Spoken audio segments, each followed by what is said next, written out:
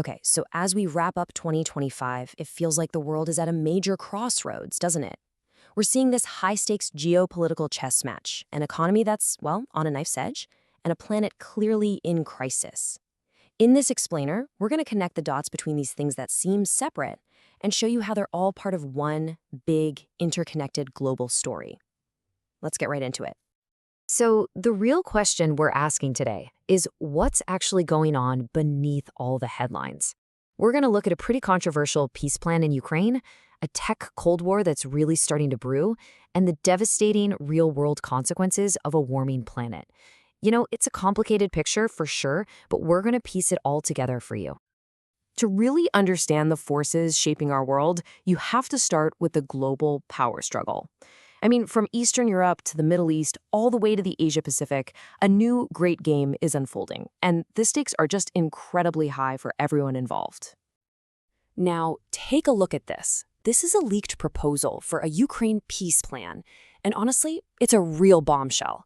It's a massive gamble that would use $200 billion in frozen Russian assets to fund huge U.S. investments in Russia's own energy sector.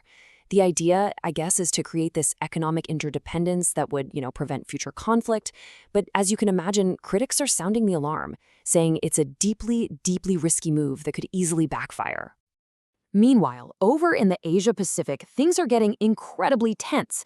China and Russia are really flexing their military muscle, running joint bomber patrols right on Japan's doorstep.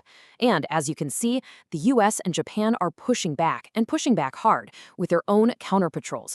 It's basically a dangerous game of chicken in the skies, and you have to think one wrong move could have just devastating consequences. And this quote from a Tokyo official really says it all. These military drills aren't just drills, they're a clear, direct message to China and Russia, and that message is, don't even think about changing the status quo by force. And hey, don't let all this talk of peace plans fool you. The war in Ukraine is still absolutely raging. This number, 287, that's how many drones Russia claims to have shot down in a single day. That is just a staggering figure, and it's a really grim reminder of how brutal and high-tech this conflict has become. Okay, there is a glimmer of hope in the Middle East with a ceasefire holding between Israel and Hamas. But as this slide shows, the withdrawal of Israeli troops is only partial, and the long-term future of Gaza is, well, it's still very much up in the air.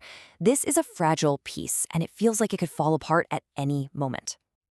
Right, so all this geopolitical instability, it's not happening in a vacuum. It's sending massive ripple effects across the global economy and the tech world, creating all sorts of new bottlenecks and new anxieties. And that's exactly what we're going to dig into next. So, in times of uncertainty, investors usually flock to gold, right? But check this out. Right now, silver is the real star of the show. Just look at that year-to-date performance. It's up over 113%. And it's not just a safe haven. It's a critical component in literally everything from solar panels to smartphones. And that booming industrial demand is sending the price of silver completely through the roof. We are right in the middle of a full-blown AI revolution, but there's a huge problem. The powerful memory chips that fuel this whole thing, they're in critically short supply. It is a classic case of demand just massively outstripping supply, and it's creating a major bottleneck in the entire tech industry. And this chip shortage isn't just a headache for big tech companies. It's going to hit your wallet too. As you can see, prices are already on the rise for everything from hard drives to smartphones.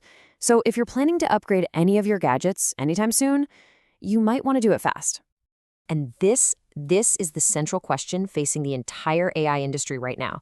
How do we balance the incredible potential of this technology with the very real need for safety and regulation?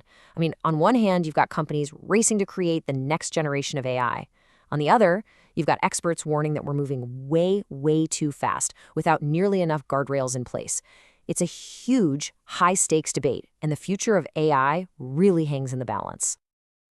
All of this technological progress, it comes at a price. Those data centers that power the AI boom, they consume massive amounts of energy, and that's putting even more strain on a planet that's already in crisis. And that brings us to our final topic, the collision between climate change and humanity. The latest climate summit was, well, a mixed bag.